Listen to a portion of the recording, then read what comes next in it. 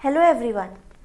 हमने आज से स्वस्थ साथी प्लेटफॉर्म के माध्यम से हेल्थ केयर और मेडिकल कंडीशन से रिलेटेड ज़रूरी जानकारी आप सभी तक पहुंचाने की कोशिश की है। स्वस्थ साथी एक हेल्थ टेक प्लेटफॉर्म है जो आपको कॉम्प्लिकेटेड मेडिकल कंडीशंस, ट्रीटमेंट से लेकर hospitalisation and post surgery care तक की सर्विसेज प्रोवाइड करता है। The topic for our health care conversation is arthritis. आज भारत में आर्थराइटिस इतना कॉमन है कि हर 7 में से 1 लोग इससे पीड़ित। आज हमारे साथ डॉक्टर चिराग अरोड़ा हैं जो कि एक जाने माने शोल्डर एंड नी सर्जन है सीके बिरला हॉस्पिटल गुड़गांव से। डॉक्टर, हमारे व्यूअर्स को बताइए कि आर्थराइटिस क्या होता है। Arthritis is made up of 2 words, Arthur यानी जॉइंट, आइटिस यानी इन्फ्लेमेशन या सूजन। सो किसी भी जॉइंट में जब सूजन या इन्फ्लेमेशन होती है उसमें बोलते हैं आर्थराइटिस। आर्थराइटिस के टाइप्स कितने होते हैं? देखिए, आर्थराइटिस बेसिकली 2 टाइप्स का होता है। एक होता है इन्फ्लेमेटरी आर्थराइटिस जो बॉडी में कुछ डिजीजेस की वजह से होता है। एक होता है डीजेनरेटिव आर्थराइटिस जो एज रिलेटेड कंपोनेंट होता है।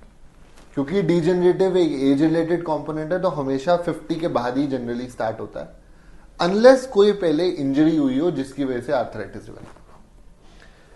इन्फ्लेमेटरी आर्थराइटिस जनरली 15 से लेकर 45 की एज में कॉमनली देखा जाता है। ये 2 मेन टाइप ऑफ आर्थराइटिस है, degenerative and inflammatory. Thank you doctor, that was a valuable insight. Doctor, आपने ये जो बताया है, अब हम अगर हम पेशेंट को रख के सोचे तो पेशेंट इसको आइडेंटिफाई कैसे करेंगे? तो इसके सिम्टम्स क्या हो सकते हैं? देखिए, जो हमारे पास कॉमनली पेशेंट्स आते हैं ना, अब आप जैसे मैंने आपको पहले बताया कि एज ग्रुप वाइज हम लोग थोड़ा आइडिया लेते हैं। जो हमारे कॉमनली पेशेंट आते हैं वो एल्डरली लेडीज होती हैं, एल्डरली या मिडिल एज लेडीज होती हैं। उनका कॉमन सिम्टम होता है, सर मुझे पेन हो रहा है नी जॉइंट में, मुझे सीढ़ी चढ़ने पे दिक्कत हो रही है, मैं बैठ के खड़ी हो रही हूँ तो मुझे दिक्कत हो रही है। दूसरी चीज जो थोड़ा और एडवांस लोग होते हैं उनसे हम ये पूछते हैं आपको गाड़ी में बैठने में या निकलने में कोई दिक्कत तो नहीं है, आप योगा कर पाते हैं कि नहीं कर। ये कॉमन सिम्टम्स है जो पेशेंट्स प्रेजेंट करते हैं। Okay, that was great insight.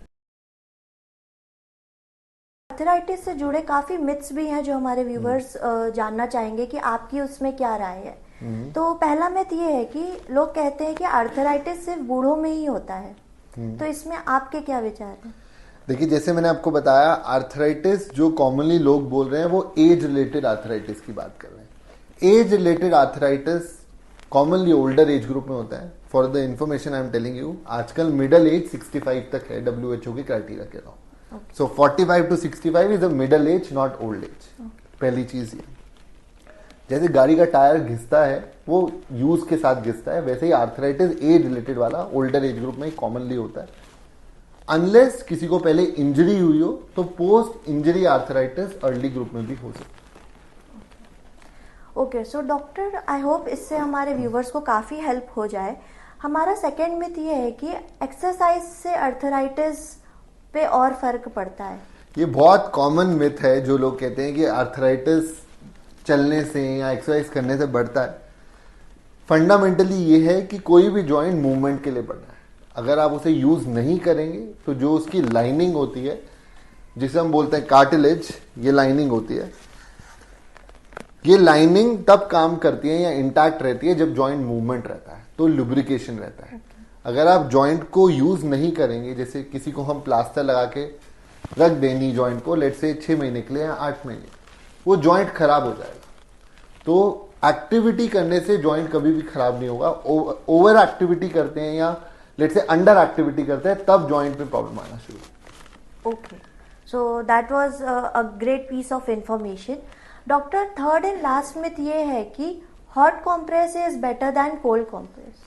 This a very valid point. लोग बहुत हमसे आगे पूछते हैं कि कोल्ड कंप्रेशन करना चाहिए या हॉट कंप्रेशन करना चाहिए। देखिए, इसका सिंपल बेसिक अंडरस्टैंडिंग है, कोई चीज आपको इंजरी हुई है या कोई एक्यूट चीज है, एक्यूट मतलब कोई भी चीज जो 3 वीक से कम है, एक्यूट में स्वेलिंग इज अ वेरी बहुत मेजर कॉम्पोनेंट होता है, उसमें हमेशा कोल्ड पैक यूज करा जाता है क्योंकि कोल्ड पैक स्वेलिंग को रिड्यूस करने में हेल्प करता है। सपोज मुझे कोई इंजरी हो गई तो मेरे को स्वेलिंग कम करनी है, वो मेरा मेजर एम है, तो मैं कोल्ड पैक यूज करूंगा। जब चीज क्रॉनिक हो गई है, स्पेशली बैक पेन है या क्रॉनिक एंकल पेन है, उन सब चीजों में हॉट पैक एक्ट करता है क्योंकि हॉट पैक क्या करता है, आपका पेन कंपोनेंट को कम करता है, वो स्वेलिंग को कुछ नहीं कर रहा।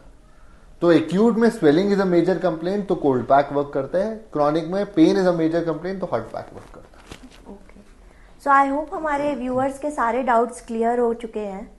सो thank you doctor for the valuable insight. Thank you.